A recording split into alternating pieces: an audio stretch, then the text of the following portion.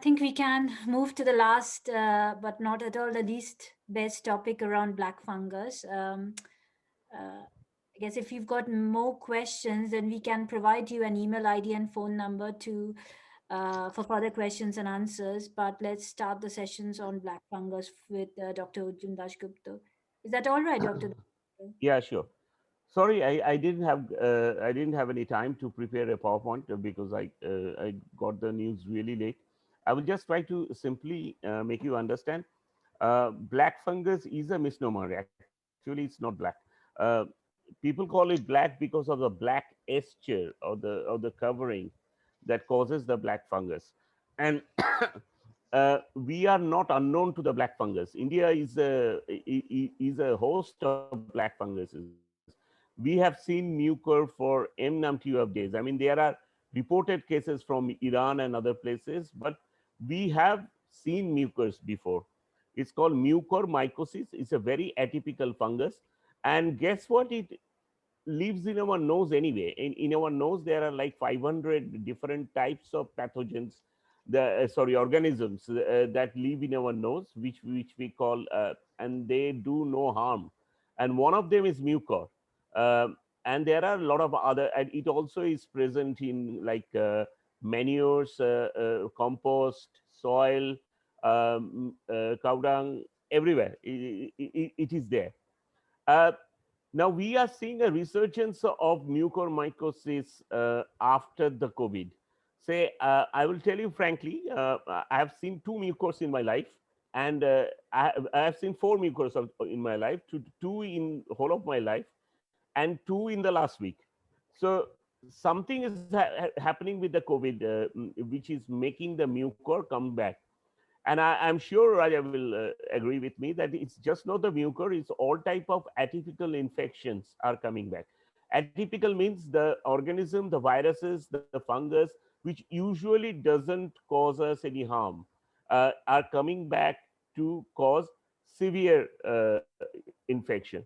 And they are candida, there is aspergillus, there are different groups of fungus, cytomegalovirus, there is virus.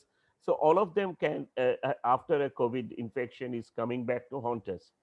The mucor is currently epidemic in 8 states in India, and suddenly in West Bengal we have started seeing cases. So nothing to panic about it.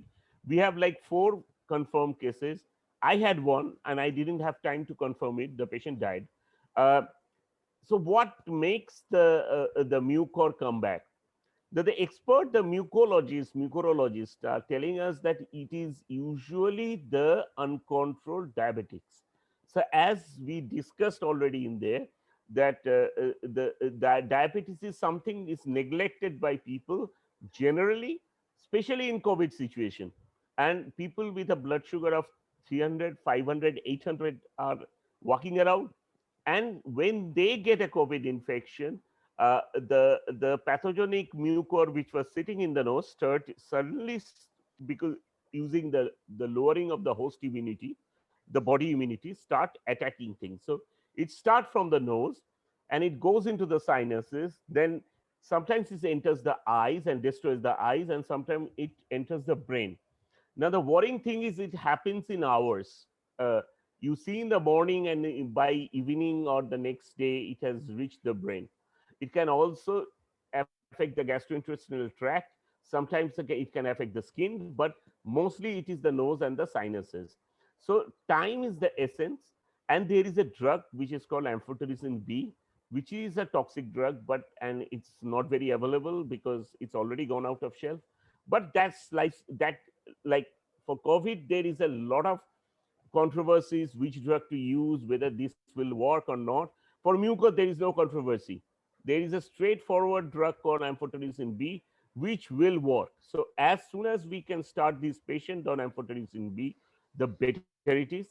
Is that the only thing that can be given? No, there needs to be some surgical. All the rotting flesh, or the masses, the bones needs to be removed. Otherwise, it's not going to work.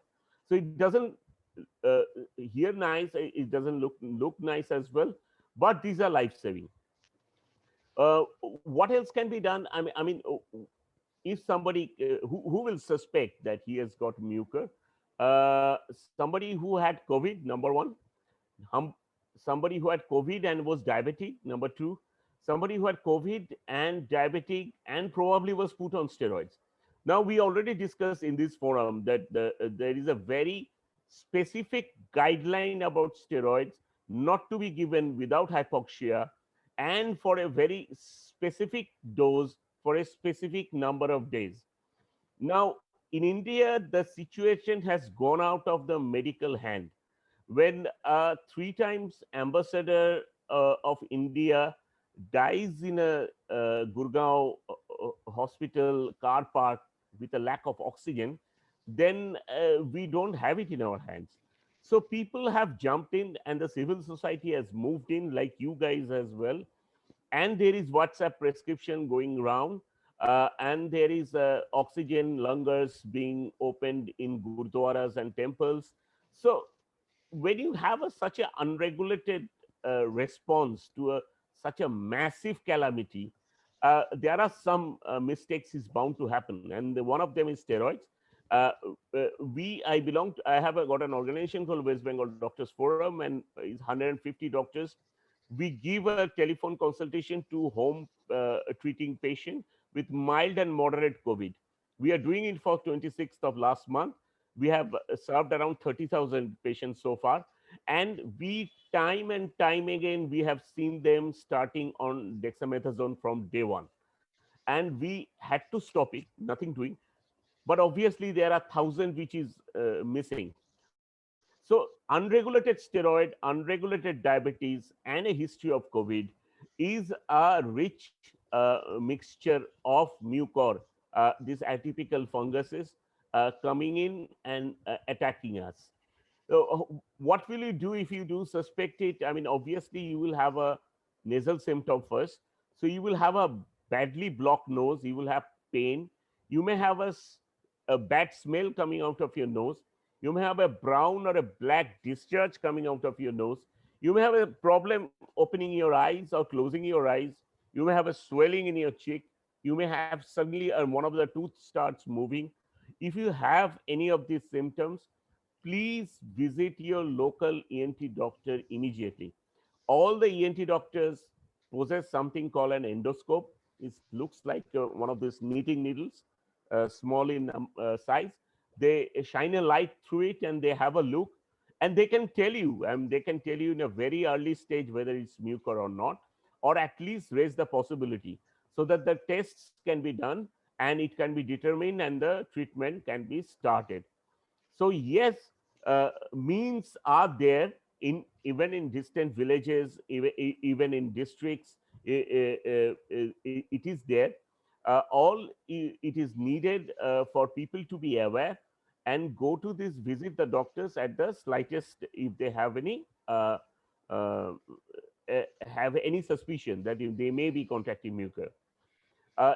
It's kind of getting a panic. I'm getting phone calls after phone calls throughout the day, and even from the phone calls I can tell them that it is not a mucor, but people have panicked out, and there is something, a tale of a white fungus after the black fungus. Please don't get scared. In West Bengal it's still a very manageable situation, but if any of you or you know have these symptoms, please visit the ENT doctors as quickly as possible. So that's all I have to say. It is this is not a good disease. This is a nasty disease. It's got a very high mortality, but high suspicion is needed, and treatment needs to be started at a very beginning. And what are the warning things? Warning thing is you had COVID, had diabetes, and uncontrolled steroid. All this tell about the ACs and the dirty humidified oxygen, industrial oxygen, and dirty mask are probably not true. Yesterday we had a session where we had one of the leading mucorologist, Dr. Ronaldo from G.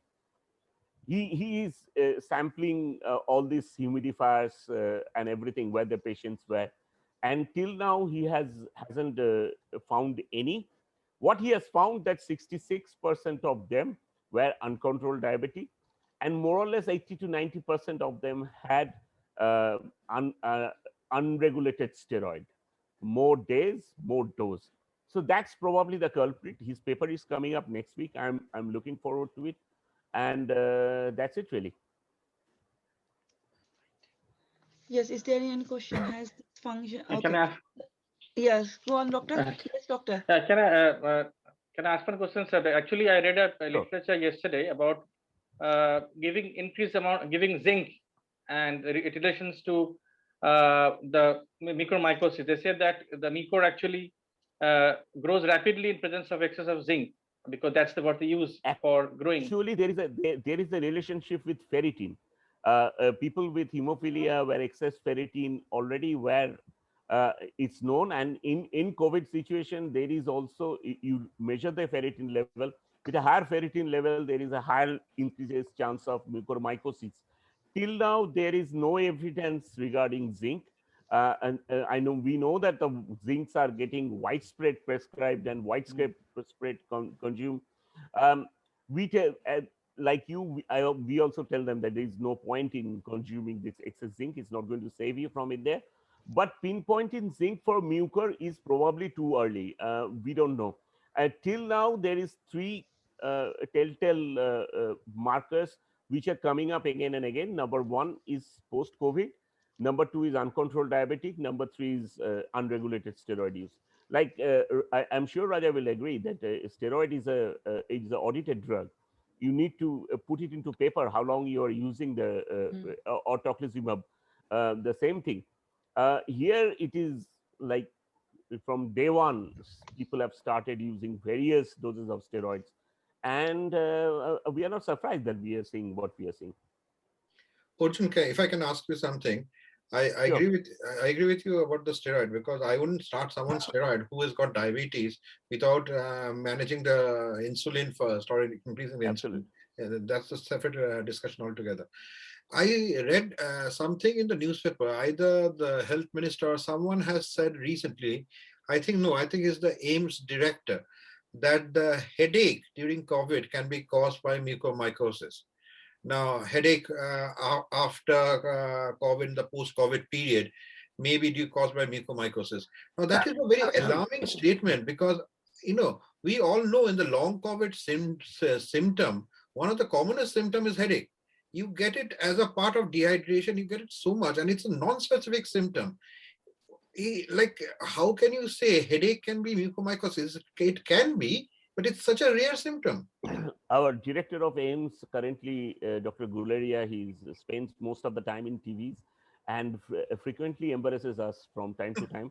He already had made a fantastic statement about CT scan, about 300 X-rays, and he has done. This is not his first gaffe. It's going on, and he is famous for producing absolutely non-scientific, the Exactly. rubbish protocols. The AIMS protocols are mostly rubbish, I've seen and them. Yeah. if you tell it to the guy from AIMS, they will fight with you probably. So so that how can you say that ivermectin doesn't work because Yeah. it's given from AIMS. So basically, less we comment about his statement is later.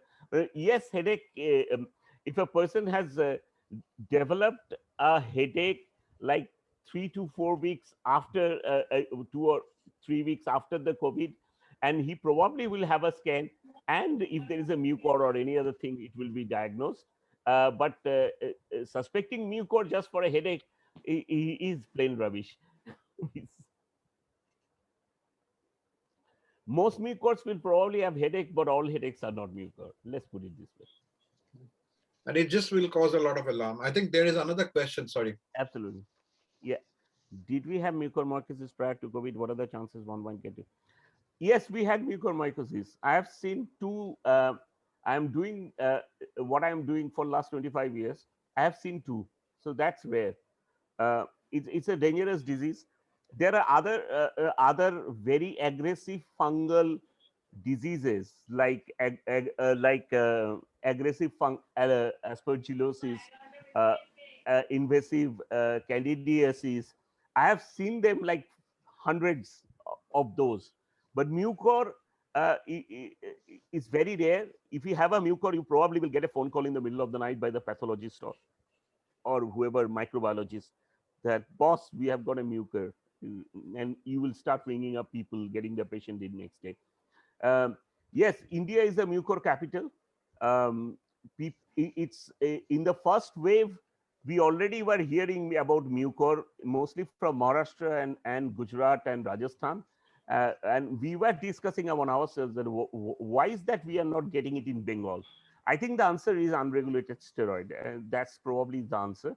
But this time it has hit us hard, and it has reached Bengal as well, though in a very before COVID, whenever the mucor got published, it was an Indian paper. It was always in India. Any other questions? I've got one question to all the senior consultants. What is your opinion about use of monoclonal antibodies, which is coming up now, isn't it? So, is there anybody of you have an idea whether it's effective or whether it's going to come to the market very soon for COVID treatment? It is going to be released next week in India. So the limiting factor will be the cost. It is very expensive, about 1 lakh rupees per vial. There has been no random control trial on the monoclonal antibody, but it is in the NIH guideline. And if what they are saying is true, that it stops hospitalization, this will be certainly a game changer in lots of ways. However, I think the price will be a limiting factor. Each dose, I think, is around 50,000 rupees, because so that it is very expensive at the moment. One observations, I'm sure that Arjun, Raja, Sabyasachi will agree, that even in the doctors community, that WhatsApp university, the people blindly forward whatever they get, hold on it. That is very unfortunate, because very recently we got a message that all the masks should be washed.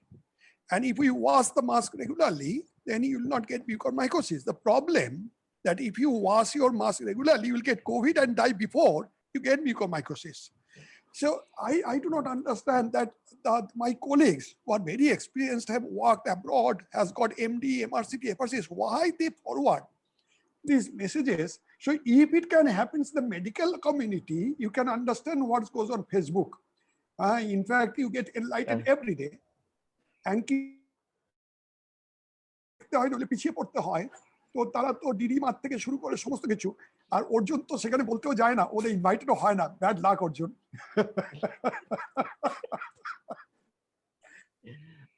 আমরা কালকে একটা conference করেছি, the title of the conference is rational treatment of COVID. We dissected all this. It was beautiful. I will give the link, YouTube link in here. I have seen the whole YouTube, and Ornalokda, oh God, he's so fantastic. He's just out of the world. I mean, you can listen to him for hours. I'll ask you to watch him talking. When it was very unfortunate, the moderator had to stop it. But I was thinking that if I be moderator, I'll not help everybody stop and just ask him to talk. It was so good. It was so good. So good. His paper is coming up next week, and he talks sense. He talks because he has seen the most. Absolutely. He has seen the most. He's seen about 60 new courses per day, so he knows better than any of us. He's authority. His authority.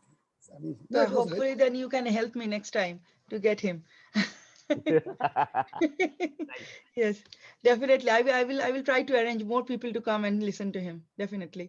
So there are some questions to Dr. Dashgupta about the toothbrush again. Someone is still asking about the toothbrush. If you can repeat one more time. If a person has COVID and the virus does live in the toothbrush, and the recommendation is throw it away after you had COVID. Yeah, that's it. I think that is a simple thing that they can follow. And someone is also asking a question about 1-day fever and diarrhea. Is it also do you think this is a COVID symptom? 1-day fever and diarrhea? Yes, can be. Get tested. I think in India it's more likely to be infective due to any other reason rather than COVID. So you have to keep, although diarrhea can be a symptom of COVID. Yeah, I think there's a best advice that we can give from the all over whatever we heard today, that whatever the symptoms is, so if we can take everything as COVID at the moment and go and speak to a Yes. doctor. Other than pregnancy and fracture, everything else can be done. No, and the most actually, I want to make one observations from getting hold on the vaccine, that it is like arranged marriage. Initially, you said no, and then when you said one, you could not get one. And when you are married to somebody, you always thought the other one is better. Okay, it's happening with the vaccine. So this is interesting. Okay, and there is one general advice for everyone in the team. So people are distributing their prescription in the social media and trying to get advice from other people. So I will definitely try to just tell them that try not to provide your prescription in social media and with their reports, because you will not get a proper advice. You will never get a proper advice like that. It's better always to speak to a doctor, always. Because I have seen so many other volunteer teams that they are trying to get all the prescriptions and asking people that, okay, what I can do. So some people are letting them that, oh, this is a severe case, this is a mild case, this is moderate, but how much people know? So I think it's the best advice not to get delayed and get a proper advice from your doctors only. Is there anything, Debaroti? I can't see any other questions unless anyone have. Can I just say something, please? Yes, sir. Before we finish, I think I just wanted to say thank you to both of you. I think both of you, Debaroti, and you have done a wonderful job. I think the amount of time both of you spend in trying to help people I think it's really commendable. I think really. Oh, thank you, sir. Thank you so much. Thank you.